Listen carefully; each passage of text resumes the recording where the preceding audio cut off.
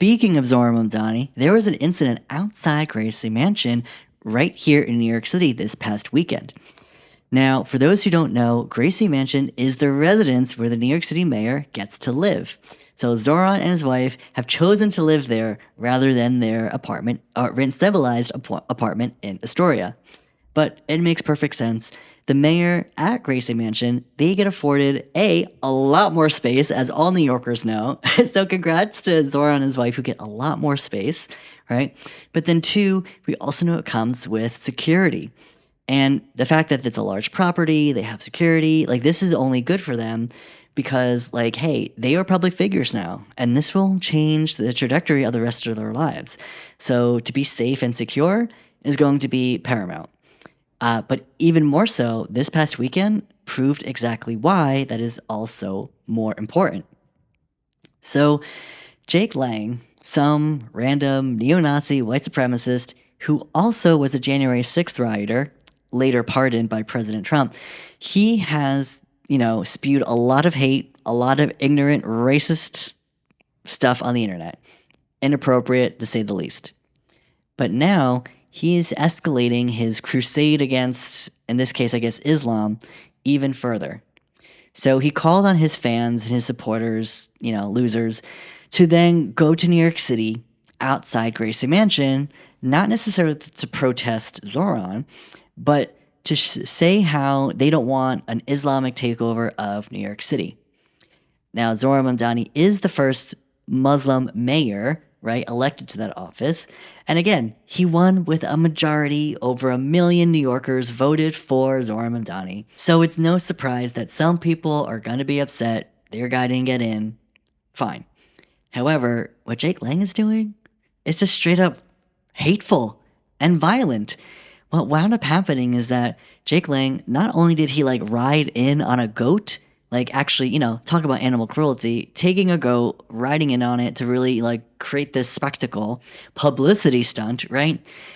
It was such a gross display of just ignorance, and he was proud of it and saying it, so was all of his supporters. And it was like, do we really need this right now? Is this the right message to send?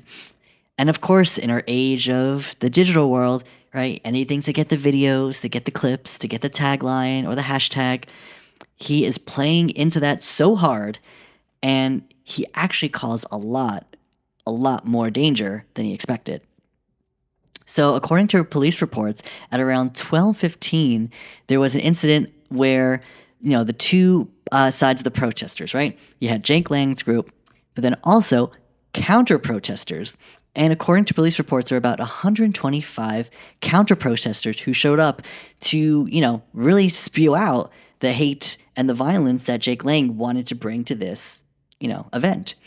So, Jake's on there with the go and his supporters, blah, blah, blah.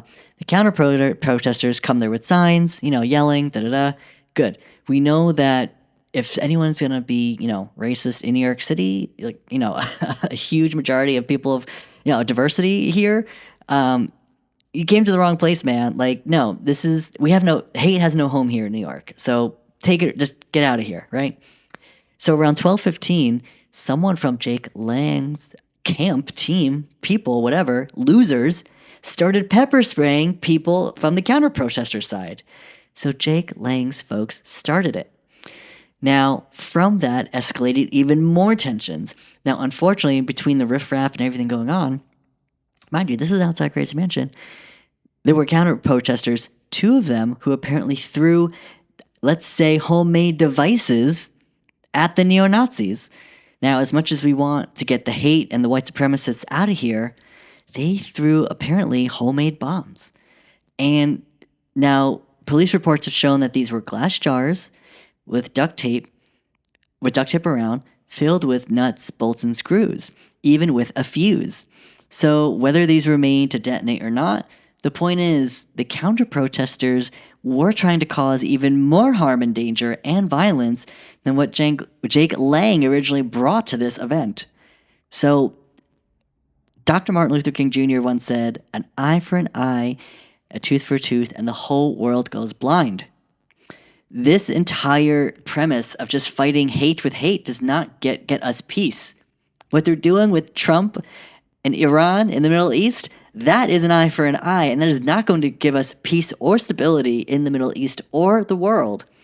Bringing it to a hyper-local level, guys, hate on hate is not going to work.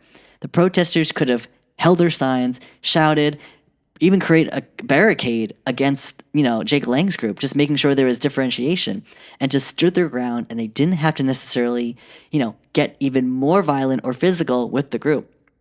As long as you stay your ground, eventually Jake Lang and his group, they're going to tire out. They're going to go home with the goat and who knows what, right? They're just going to eventually carry on. They'll get their social media clips and then move on. Yeah, they're annoying and relentless, but at the end of the day, there was no reason for counter protesters to throw whatever it was they threw at other people, because that does not help the cause. If you're trying to counter protest and say, we're not hateful, we don't want you because you're hateful, well, showing them hateful actions and violence is not the answer. So I'm disappointed in how that turned out, right? And, originally, scary as it may be, there were mixed reports saying if Mamdani and his wife were in the residence at the time. People said, oh, they weren't home. But late Saturday night, the police confirmed, oh no, Mamdani and his wife were home. So really scary to think that this was happening right outside the residence of our mayor, and the fact that fortunately he wasn't harmed, or that the homemade devices didn't cause even more harm. Let's put it that way. But this is not the way to resolve our conflicts, especially when we know we have words. Words have power, and the fact that we had strength in numbers. I think we had a bigger group of the counter protesters than the other guys. So it's guys, we didn't need more cavalry or ammo. We didn't need it at all. So, point being is, let this be a lesson to everyone, right? The way we really combat this hate, we organize, we show up in solidarity, we come together, and we have to resoundingly reject hatred in all forms. But we don't do it with more hatred. We do it with concern, we do it with reason, we do it with love.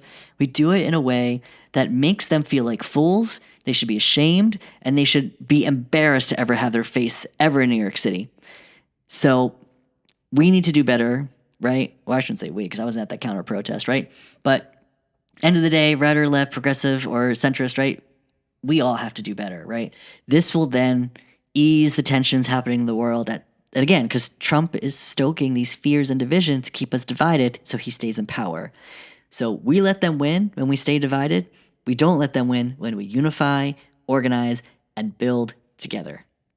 So if you learned anything on this podcast, I really hope, you start your day with your best foot forward, and you really think about how our actions can, affect more people than we imagine, but also do it in a way that brings more people into the fold, because that is suitable for democracy. We discussed a lot today, but thank you so much for tuning in. If you like what you heard and want to learn more, then make sure to subscribe to Not Suitable for Democracy on Apple Podcasts, Spotify, and YouTube. Or you can follow along for more news and content on Instagram and TikTok. I use the same handle for both, so you can follow along at NSFD_pod.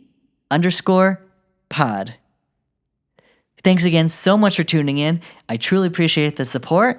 Remember to subscribe, like, comment, and I'll get back to you with feedback as soon as I can, because staying engaged and involved is the best way we can organize to win.